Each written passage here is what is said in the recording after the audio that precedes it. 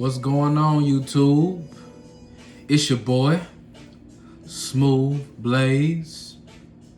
And now, I would like to welcome you to week 4, or part 1 of a series called A Moment of Clarity. Now, first and foremost, I thank you for coming to my page and showing me some love. I just want to make sure you comment, like, subscribe to my page off dump, and also allow me to show you as many videos I possibly can by clicking the notification sign and selecting all. Now, before we get into our video, I want to take a step back and talk about what we discussed last week. And on last week, what we spoke about were the difference between short-term versus long-term goals. How important you have to align yourself with what are your short-term goals, what are your long-term goals, and what are you exactly trying to accomplish. Once you have that in place, everything else will move smoothly. Now, from that aspect of that mind, let's evaluate, okay, what are our short-term goals? What are our long-term goals? And what in the world do we want to accomplish in life? Which brings forth the thing for this week, where the object is you win some and you lose some, but you live. You live to fight another day, in the words of Pops, rest in peace. But really what that means is, what are your success? What are your failures? How in the world can we figure out what really is defined as a success? What do we find as a failure? Now, I've looked through the Webster Dictionary and found a little information that give me a little more insight on it. So bear with me. All right, we're gonna talk about a few of them. Success is the accomplishment of an aim or purpose. That's one. Success is a favorable or desirable in outcome. One more. Success is the attainment of wealth, favor, or an enhancement. Now, out of all those three, which one that speaks to me the most is the accomplishment of an aim and of a purpose. And one of the reasons why is that when you accomplish a goal that you've been trying to achieve for so long, it's so refreshing to get to that point. Now, those are examples of you being successful. Now, let's go down to defining what really is failure. Failure is a state of inability to perform a normal function. That's one. Two, failure just a representation of lack of success, not accomplishing what you set yourself out to do. All right. Failure, and one more definition of failure is the omission of occurrence or performance. Now, out of those three definitions, I would say failure, the definition that defines, that sits better with me, is a state of inability to perform a normal function. Now, as we sit back and think to ourselves, what are some of our success and some of our failures in life? How has that really shaped the mindset of what we are and where we are right now? Let me give you some examples of some things that I thought about over the weekend dealing with success and failures. We're gonna start with success. One example could be the ability to gain power. Another thing can be establishing innovative ideas for industry that you're in. Next could be materialistic things like cars, jewelry, clothes, and even dealing with women. That could be one if you are a male that is seeking that type of gratification. Wealth. Wealth can deal with not necessarily just money, but your resources as far as what you can pour in to others. Wealth. Being able to sustain a legacy for yourself. All right, money. Just really how much you making, what's your net worth. Those things are dealing with your money. And another great example would be if you're a sports fan dealing with the NFL or basketball, winning the actual championship. That's the most passionate experience that any guy or any female who's in those athletics can feel.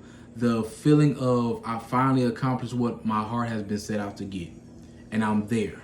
That experience is something that you want to continue to repeat, even though it may not be always possible every year. But when you get to that point, embellishing it, just remember it. Now, let's get to the areas of failures. We're gonna do a little thing dealing with this more relates to school, but I'm gonna give you some examples. One, not meeting others' expectations. Not meeting others' expectations.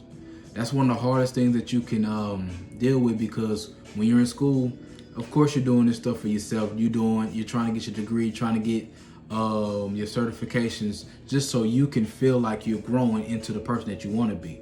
But at the same time, you do want to impress your parents, your loved ones, those people that really care about you. You want to make sure that you're doing everything to uplift yourself. However, you do want to make them feel good that they, child or whoever, is inspiring them. Okay, missing a deadline.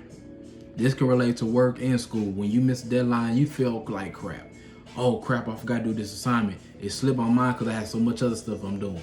And you feel like a failure. That's another example. Failing an assignment. Grades make you feel like crap. Let's say that you thought you did well on this test and you thought you aced it.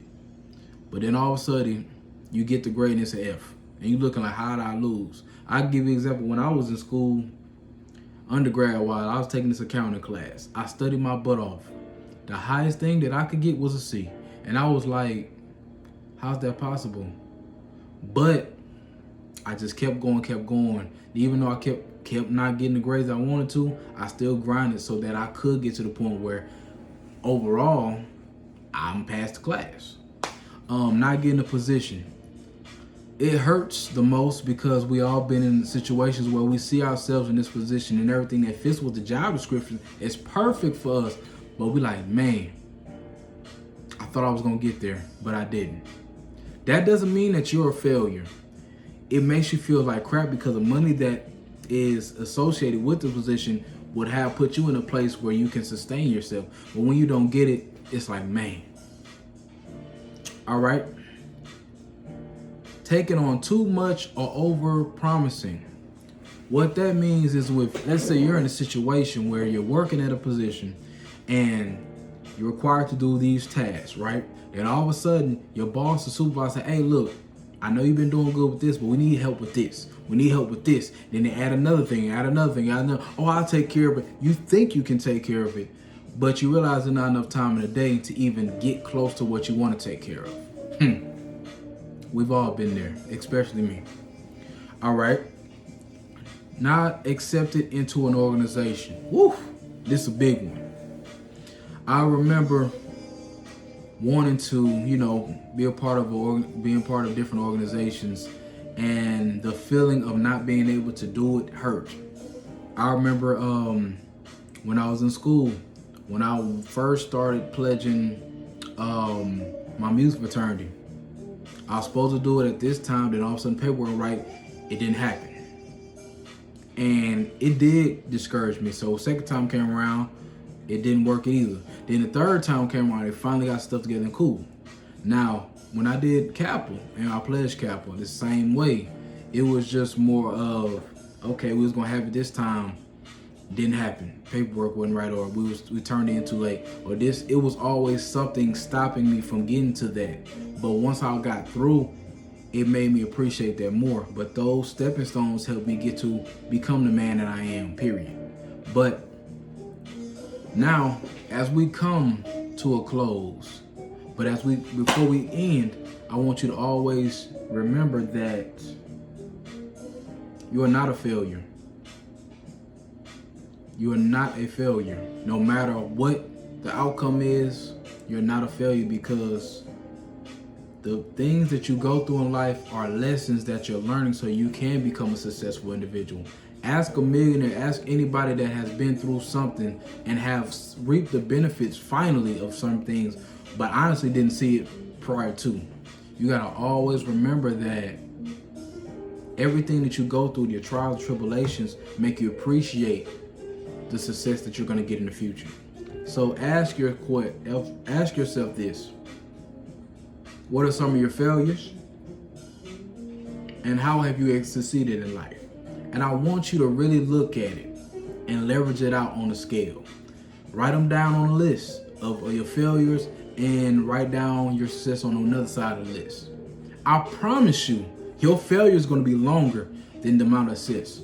And one of the reasons why is because we don't learn nothing when we win. We learn nothing. Because if we barely, I'll give you an example. Let's say I win a basketball game and we didn't play our best, but we squeaked through a win. Honestly, I know deep down inside I didn't play well, but I still got the benefit that I was supposed to get. But if you're fighting and clawing and people say, look, y'all ain't even supposed to be here in these playoffs. Y'all are not, y'all don't have enough stamina, y'all don't have enough talent to be here. But you end up dominating the team that they said was going to win. And you get that ounce of confidence, that ounce of belief in yourself. That's more impressive than a team that always wins. So you have to ask yourself, is failure important? Don't be afraid to fail. But I want to close with this. Thank you guys for listening to my video. I appreciate the time that you spent out even just considering listening to, because there's so many other persons out there that have ideas or different type of repertoire similar to mine. But I want to say thank you, and please like, comment, subscribe to my page, and don't forget, are you playing life just to win, or are you playing life not to lose? Peace.